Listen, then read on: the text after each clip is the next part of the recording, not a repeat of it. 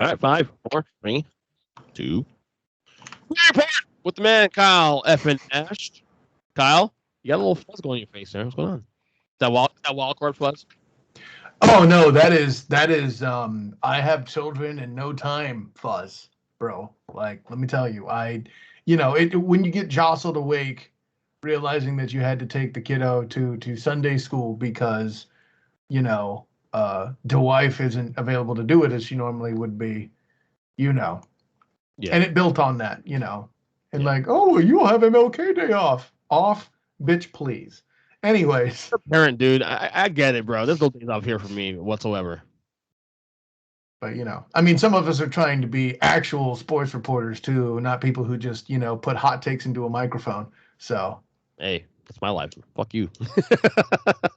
see, now, ladies and gentlemen out there in the universe who saw this, I did not point out Ernest Julius Christian as the person in question who was delivering hot takes and only hot takes. I was not putting him through the coals on this one, but notice how his guilty conscience compelled him to testify for himself. It's hot takes, but guess what? The takes I'm putting out there as of late, especially, are takes I firmly agree with. And I'm not doing this for fucking clout or some like attention. What I'm saying, I actually believe. Skip. Sorry. Yep.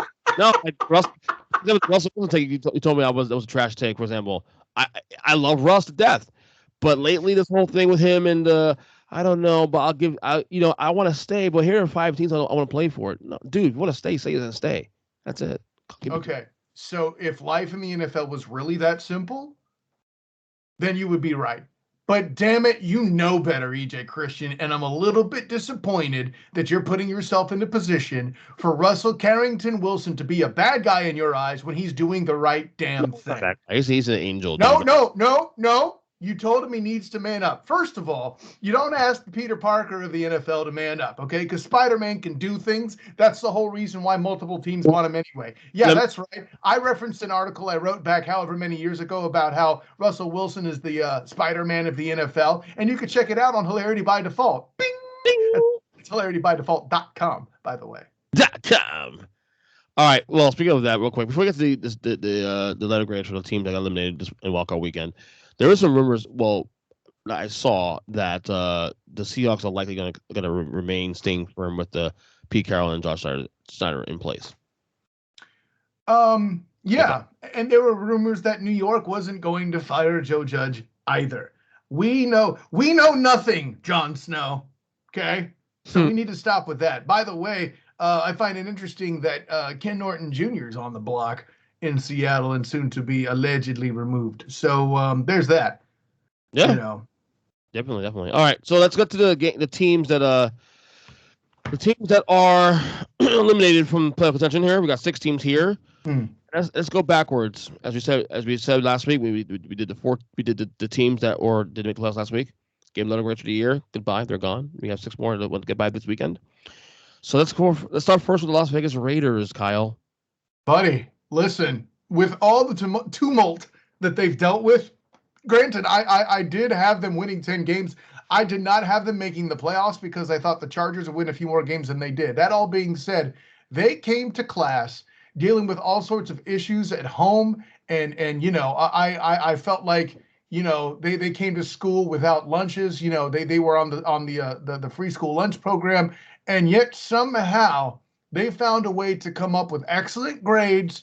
And let's be honest, DJ Christian, David Carr getting sacked late in the game and then putting his team back together to get the first down without a timeout, very next play, to put his team into the red zone and put his team in a striking distance to put that into overtime. But Kyle, it ended with an interception. No, he was forcing the ball in there because he had literally nowhere else to go. And David Carr made a fantastic play that just didn't end well. It didn't end the way it did. But he certainly put his team in position to win. And I have to put it on him because an interim coach is all great and did a good job. But Derek Carr. I said Derek all these times, and then I said David. That's weird. I don't understand that. I don't know why you do that. Derek Carr handled his damn business, and this team. Listen, you could have very easily quit on this season without John Gruden. And I'm not sitting here saying that they should be let into the gifted program or anything like that, but they did a fantastic job and they deserve the B plus that I want to give to them. I'm going to go further. I am an A. Because number one, they exceeded my expectations. I haven't won 7-8 games this year. They won 10, and they won 10 games with that situation they had. Situations between the rug stuff with the killing the person in the car, and then whatnot, the DOI, and then the Gruden stuff, and everything down the line of that. And I'll meet you in the middle at A-. That's cool. Yeah, I just think at some point you look at this team, and this team, look, I think Derek Carr is one of the most undervalued quarterbacks in the league. If not, we've seen that. And actually, second most undervalued based on what happened this past weekend, but that's a whole other question. Continue, please. And as bad things were in that game against the Bengals, they were in position to tie that game, and who knows what happens at that point. So, the Raiders, in my opinion, with an interim coach and all that, and everything that's went on this team this year, and look, the Raiders are not the model of stability here. Then there have not been for a very long time. What they did this year was commendable. And I have to give them an A. I just think what they did, it was just amazing, honestly. All right, we'll put me down for A-. We'll call it a compromise. And they were frisky late in the year. Oh, for sake. Yeah, I love it. See, I love it. Look at it. All right. The next team here, we have the New England Patriots, who lost the Buffalo Bills. They struggled early, but we expected them to improve, and they did. Did they get lambasted in the playoffs? Yes. Did they get beat a lot worse than I thought they would? Yes. Am I taking points off for that? Only a few. But overall, listen, I tried to tell you people last year that the Patriots are a COVID outbreak away from being a playoff football team, and Mac Jones and company now proved it right. Because, listen, say what you will about Cam Newton being let go, Bill Belichick picked the guy that would not only get vaccinated, but do a whole lot of other stuff for the team before himself. And this is not me calling Cam Newton a bad guy, but his role, when you bring Cam in, you're doing it for swag, not for substance. Okay? He's not a guy that is going to, I mean, you've seen some of the press conferences with Mac Jones, man, and Cam's just not that guy. That's not bad. We both love Cam. We both love that swag, but that wasn't going to work in that locker room, apparently, based on the previous year, according to Bill Belichick, right? So we see what came through there. They did what they were supposed to do. The defense is going to be great. I'm going to be curious to see what they do in the draft. I'm going to put them, I have to put them at B plus A minus range myself. Yeah, I got my B. I got my B. Probably B plus too, because they did what they were supposed to do. At moments this year, they overshot themselves. At moments, there's a couple weeks there where we were saying, a Super Bowl contending team. We were saying that for a couple weeks, actually. You said that. The AFC looked very wide open, and AFC, it's still wide open. Correct. They're not they're clearly not on the level of Kansas City and the Buffalo Bills and all that just yet. I might have been more confident in them as a potential Super Bowl candidate. Granted, I never said that, but I'm more confident in them than I ever was in the Cowboys. Okay, fair enough. Let's say a B. Like I said, Mac Jones has work to do. He had a decent year. For a rookie, he was awesome. Next question. He's a rookie. No big deal. It happens. But they do have something to build upon. This is not about the Belichick versus Brady thing, because stop with the whole bullshit that Brady's winning the divorce is because of that. Whatever. Who gives a shit? Okay. The fact that Belichick was able to recover this year after last year's COVID, bullshit and whatnot. You gotta get a pass credit here. They did a good job here, and I think there's something to build here. To see Mac Jones second year, if he can build in this season going forward, give him a B. So there you go. All right, next team here we have the Philadelphia Eagles, who lost to Tampa Bay Buccaneers. So let's pump the brakes a little bit. All the people that precisely lost their mind about A, the Eagles losing, and B, the way they lost. What is it I've been throwing at Big Jim lately on the Huddle Up podcast? Bing! As a gif from Lucifer. I tried to tell you, but you wouldn't listen. And granted, all of us on the Huddle Up podcast, even our AJ Hawk stand-in, Matt, who is an Eagles fan himself, told you that Philly would lose. If you're surprised they lost by a lot, like it appears Matt also is, that I can't account for. That is a you problem. The fact that they made the playoffs is surprising, but I think it's mostly because there's an extra playoff spot. I think they too have something to build on. A lot of people are jettisoning Hurts as if he's the issue. I'm not prepared to say that yet. If they can keep the offensive line healthy throughout an entire season, perhaps a weapon or two would be nice. I think you could see Hurts be at the very least a serviceable quarterback. Let's say kind of a poor man's Dakota Prescott kind of guy.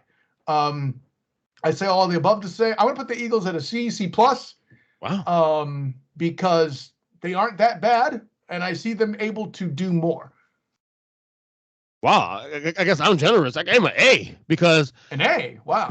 I mean, you got to remember. So like, I get that, but I get giving them praise. But damn it, EJ. At the end of the day, they have a 9-8 record. That's not an A to me. Their ceiling to me was 5 wins. They were, in my opinion, supposed to be the bottom of the fucking league of teams. In my opinion, true.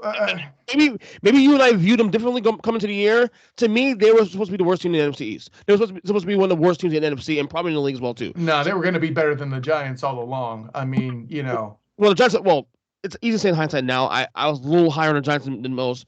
Obviously, yeah, almost as if you were a fan. I don't get that. Yeah, but it's weird. It's insane. But the thing is, if you had told me the Eagles making the playoffs this year in a rebuilding year, I would have called you a liar. No, see, I would have said, "Oh, so you're assuming the Cowboys would collapse," which I couldn't have ruled out either. Well, and again, a lot of it has to do with the environment too. We talk about environment in the conference. The NFC was a little more top heavy. You had your top teams and top 4 and 5, Arizona's all that, and then it just went way down. So obviously they did benefit from teams who underachieved this year. Hashtag the division. But again, they took 2 divisions. They took the players, but that's not their problem. They did their job. You know what I'm saying? Eagles fought. They fell behind early, stayed around, and then next they're in the playoffs. Again, I am not an Eagles fan. This is the team for years. I said it was my most hated team in all sports. But you can separate your feelings from what is logic. And to me, the Eagles, look, we go back to that press conference with Nick Sirianni. Like, you're a head coach and you're saying this shit. Like, what? What? Team? Like, to me, look, they have questions moving forward. Like, obviously, my feeling for Jalen Hurts. I love Jalen Hurts. What a fantastic human being. That game on Sunday looked too big for him. He looked like a deer in headlights. Now, and what support did he have? I mean, granted, the opponent, of course, is the Super Bowl champions. I get that, but I also hope this Eagles team, as a football fan, I'm hoping this team sticks out with them one more year. Don't go for go for. And look, if Russell Wilson's available, whatever, Aaron Rodgers, whatever, I understand that, but I hope they give this kid another chance. No, I'm with you too, and I'll say this because I'm getting sick of they did what they were supposed to and they beat the teams in front of them. Listen, okay, they should be a 500 team, but you can't have 500 anymore. All right, so there's that. A, B.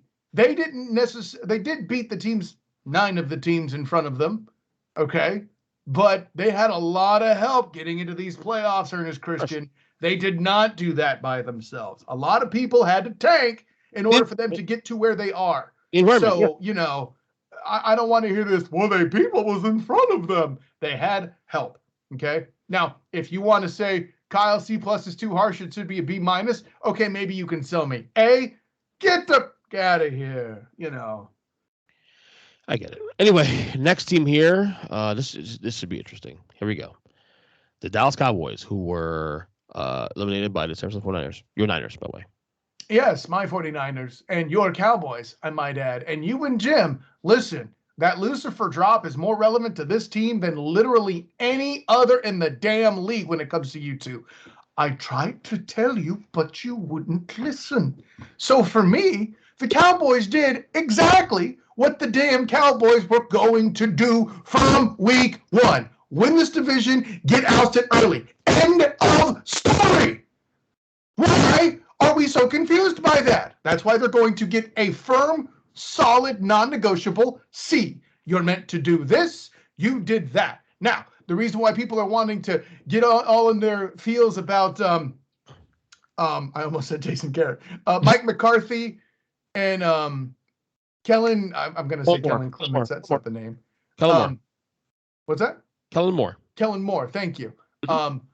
We can get into that big conversation. At the end of the day, I don't necessarily think they are the biggest problem per se. I think a lot of people are relying on an offensive line that ain't what they used to be. You've heard me say this on this podcast and on Huddle Up. Bing, bing. Bing, but bing. If you're going to fire McCarthy, Kellen Moore must go too. Wow, interesting. That's an interesting take there, actually, though, because look, I'm not justifying. I'm not saying or advocating for McCarthy get fired. Mm-hmm. I'm not either. It would not surprise me they do it though. Right. No, I'm not prepared to advocate for him. I think a lot of it will be. I don't necessarily feel like he's lost the locker room or anything like that. But then again, I'm not Dallas media, so I don't see that. Right. I have no reason to question either of those things. For me, Kellen Moore is the biggest question. Then it is Mike McCarthy, personally. But that's a whole other thing. Guys, by the way, stop acting like Byron Leftwich is going to take this job. I don't think he wants it, and I don't think Jerry gives it to him. So we need to stop that right now, okay? I would love to see it. Don't get it twisted. But, yeah. Of course, selfishly, I'm hoping that he actually ends up in Jacksonville. I would love to cover him. Anyways. You gave him a C, right? I did. I also gave him a C as well, too. I agree with 100% on that one. Wait. But they're a Super Bowl contender, EJ. How do you get a C? They look, I was wrong. I was clearly wrong about that. I bought into the hype early in the year, absolutely. And second half of the year, they were a little more consistent. And, they do that. They do this thing every time. You start believing this team. And then when you start to say, okay, this team can win a couple playoff games and go start to. Well, me and many people. I'm not the only one. I'm not saying you, but many people have bought into. Oh no, it's not that you're saying me. It's I'm distancing myself. No, I'm not distancing myself. I was wrong. Period. On this, they are not a Super Bowl contending team, obviously, and the clues were there by week 13, week 14. To me, the first week loss. 13 the clues were there long ago when they couldn't beat the Chargers. Well, they beat the Chargers though. Or not the Chargers. I'm sorry. Who was it they lost? The Raiders. I think there was a game before that. I'll get back to you on it, but yeah. To me, the first concern was when they lost the Raiders at Thanksgiving. That was the first concern. Yeah, no, I was way before. Now, I'll find it. They did turn it around next week, beat Atlanta by 48 points, whatever. But the point is, right. But the point is, though, they became a team that was very consistent. They win one game against Washington by 50-3, whatever it was. Then they lose to Arizona the week after that. Then they beat Philadelphia, close out the year, and then they lose to San Francisco at home on the playoffs. So that's so they crush a weak ass team, and then they get destroyed by a good one. Yeah, sounds team, a playoff contender, all that, but clearly they are not ready for the big leagues here. The McCarthy, like I said, McCarthy thing also, like I said, I'm not advocating him to get fired. Would not surprise me. The Dak narrative, he's a good quarterback. He's top 10, bottom top 10, obviously, in my opinion. But, there's a ceiling there. There's a ceiling with Dak, unfortunately. What else? Before Thanksgiving when they lost to the Broncos. That was a concerning. But the thing is, that's what did it for me. And by the way, it was the Broncos who they lost to before the Falcons. But my argument was that at the time, though, was that when they lost those games, in the past, it would start an avalanche of losses. This year, they were actually winning those games, returning windows. So there was a bit of like so they lose a game, they bounce back big and win the next week. That's why I kind of bought into the hype a little bit. To me, is this. Is this year successful? To some degree, it's satisfactory. But for Jerry Jones, for them to have a year where you had to get a B or more in another grade, they had to win at least one playoff game. They didn't do that, and that's my line. So then it wasn't satisfactory. It was C, satisfactory. Well, we can have that debate later. Anyways, yeah, no, for me, the one game on their schedule that jumps out was the Chargers, but it was before the Chargers really emerged and then melted down again. Yeah. That's their signature win is the Chargers, I think. But there you go. By the way, the play call at the end of the game, the sneak, no problem with the play call. The execution was horrible though. There was no problem with the play call, and actually everything was going really well until Dak handed it to the center. And as a matter of fact, for all the ish that wants to be talked on that official, bullshit. That official went through an NFL quarterback and center to spot the ball. He didn't have to give his body up like that. He was that devoted to help them, despite the fact Dak was stupid. I'm going to say it, folks. And I like Dakota Prescott. Dak was stupid. Okay? Yeah. And still the ref went through all that trouble to try to spot the ball as fast as they could. So, yeah, All righty, here we go. The Pittsburgh Steelers, who lost to the Kansas City Chiefs. Sucks to see Ben retire. Unofficially, but it's gonna happen. Yeah, no. Listen, okay, he's in Clay Aiken status, dude. He's out. Anyway, I like that. Anyways, no. Yeah, it's really hard to grade this team because they've won a lot of games they shouldn't have, and they lost plenty that they shouldn't have. Also, Juju getting hurt and various injury things. I mean, when TJ Watt is hurt, that team's in huge trouble. Were they dragging Ben along? Absolutely. You and I called for Ben's retirement 2 years ago, all of the above. I had the Steelers winning 10 games. They definitely fell below that.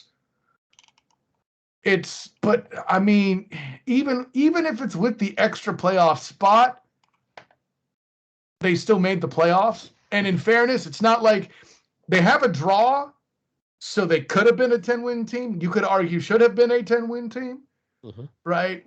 So I'm going to go with a C. They still found a way to meet expectation despite injury and all that. Like I said, I picked them to win 10 games.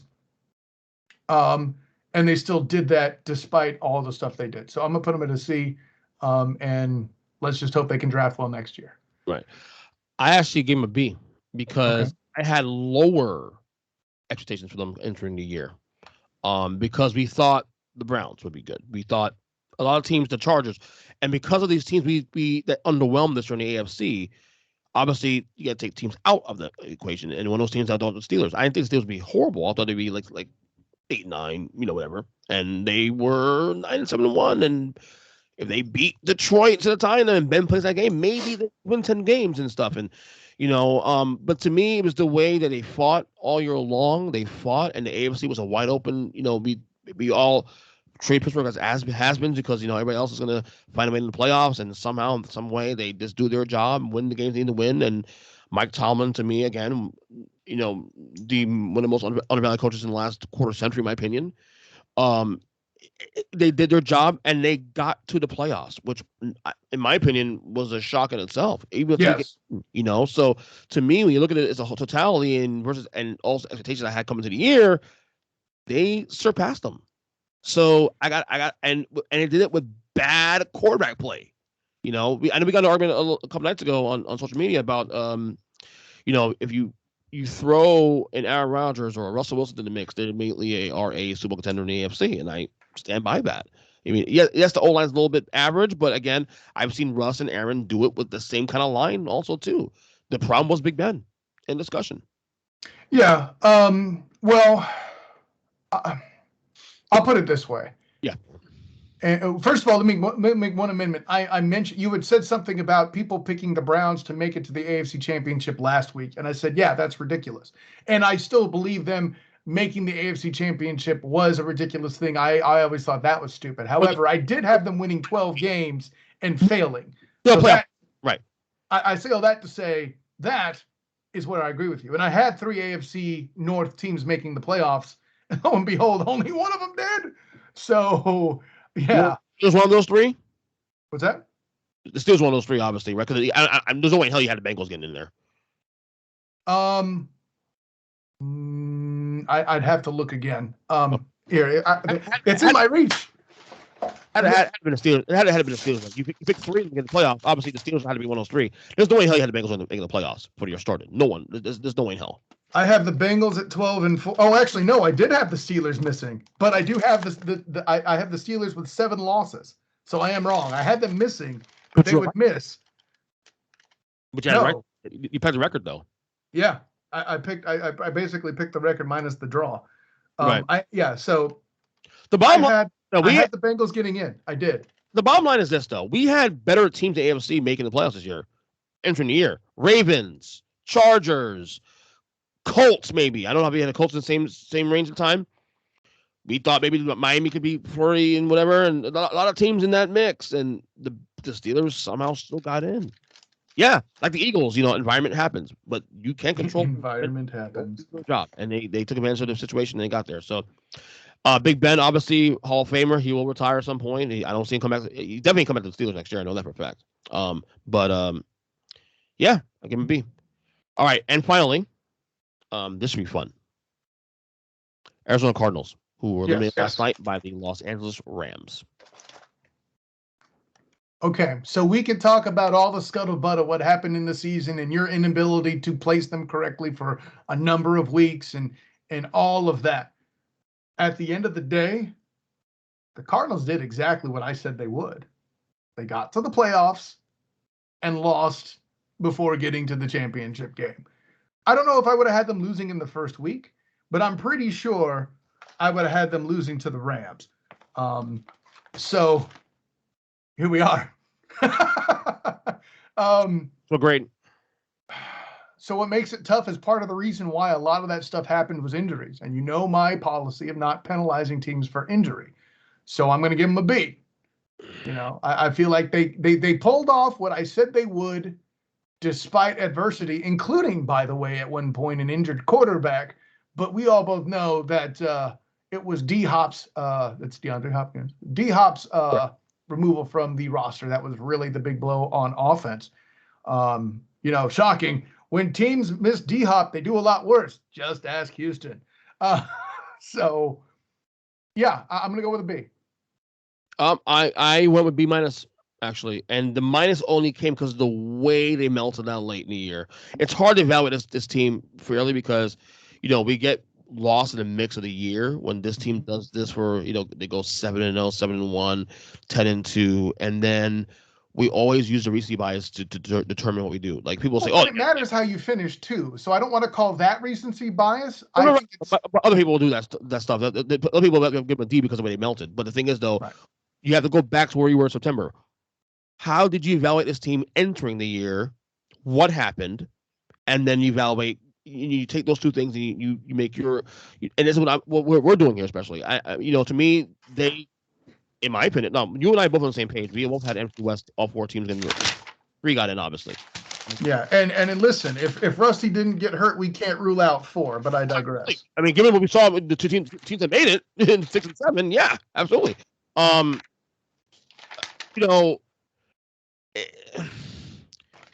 They actually overachieved based on what I expected entering the year. But it's the bad taste in our mouth is based on how things ended because of the way things started. So the minus comes in only because of the way things melted down in the year. And was in full charge of the NFC West, and they blew that lead. That chance to win the NFC West anyway, week 18, and they blew that chance. And now you wonder the question now is, whose fault is this? Is Kyler Murray the right guy for this moving forward full term? Is Cliff Kingsbury the problem? There's a whole lot of overreaction here. Why's it got to be somebody's fault, first of all? Like, right. Excuse me. Why has it got to be somebody's fault, first of all? Like, the stuff that they went through and still getting to where they did in the toughest division in football matters. And by the way, you're talking about maybe the way they ended wasn't great, but the way they finished was still as a top team in the top division in the NFL. Okay. Right. I mean, let's go through it real quick. Let's say they were the 3 seed. They might have lost to the Rams that placed against them, obviously. Do the Cardinals beat the Niners? Well, they had. Do the Cardinals beat the Eagles? So let's not act like the Cardinals are complete trash. The Rams are good. And Ernest Julius Christian, as you as my witness, we have talked about Matthew Stafford being underappreciated for years. And lo and behold, he gets out of a melting, sorry franchise and then finds himself succeeding. Interesting how that works. Overall, I'm just saying, this is a quarterback that's thrown 5,000 yards without Calvin Johnson on the squad. Thank you. Right. Like I said, the minus comes in because it's the way they 2 years in a row also they melted late in the year. But probably evaluate this team. This is actually still a successful year for the Arizona Cardinals, given everything. So I agree with you on that one. So, all right, before you go, let's get to the picks. First off, rapid fire these real quick. Titans, Bengals, go. I want to pick the Bengals. I can't. The Titans are more balanced and more experienced. They will win that game. I'm shocked because you said the Bengals beating Tennessee. They play them. It's a matchup problem. Yeah, and injuries too. Also correct. Yeah. Okay. Next game here. Saturday game. Oh, Niners, Packers, go. As much as I was prepared and pumped to pick the Niners to pick this game, I'm starting to look a little sheepish. The Niners are way more undisciplined than I remembered. And they're going to do what I said they would do against the Cowboys and them on Huddle Up last Tuesday. Bing! But at the end of the day, I feel like a key mistake is going to be made, whether it's by Garoppolo or not, to give Aaron Rodgers a chance to sneak back in, make it a game, and do to Jimmy what he did to Dak Prescott as a rookie. Steal victory from the jaws of defeat. I'm going to pick the Packers, but depending on what the betting line is, I'm definitely picking the Niners. This will be a close game. So I'm going to pick the Packers against kind of what I said last week, just simply because I don't think the Niners are disciplined enough now that I've seen what I've seen. Right. All right. Rams, Bucks, go. You know what? Your Bucks might be in a little trouble because they got some O-lineman injury issues, and the Rams are looking a little frisky. Okay. So No, they're not frisky. They're downright fucking awesome. Oh. So DRFA. Yeah. Okay. Fair enough. But yeah, I got the Rams because of O-line issues, basically. I do too. And finally, to be the game of the weekend, Bills, Chiefs, go. It's going to be adorable, but I really think that the Chiefs are more balanced overall. I got the Chiefs because they're actually playing like the Chiefs that you claimed we would get however many weeks ago it was. I just wasn't willing to wait, or sorry, to commit to it immediately because they hadn't shown me yet. So you're going Chiefs, of course. I got Chiefs, yeah. Awesome. All right, plug away, buddy. Of course, Ernest Christian, my friend. Thank you once again for having me. I am Kyle Nash, the student of the game. You can find me on Twitter at the SOTG. Find me on Instagram as the same, the SOTG. Find me on Facebook as the student of the game. Check out my work, of course, with the Black and Gold Banneret, covering UCF basketball and football. That's men's and women's basketball, too. I do not discriminate. Of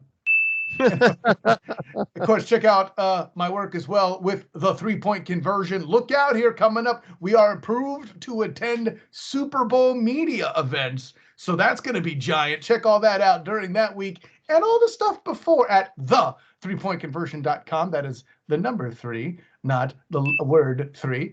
And of course, me and my friend Demosthenes Euclid on the Hilarity by Default YouTube channel bring you all sorts of movie awesome and greatness as we figure out what movies are and are not required viewing. Like another example of required viewing, the Football is Awesome podcast on the Earnestly Speaking Network. You and your pretty, caricatured self, provided by Mrs. Christian, none other than the one and only, right? She did a good job. I'm so proud of her. She's awesome. So yeah, she is awesome, just like football. But until next time, everyone, class dismissed.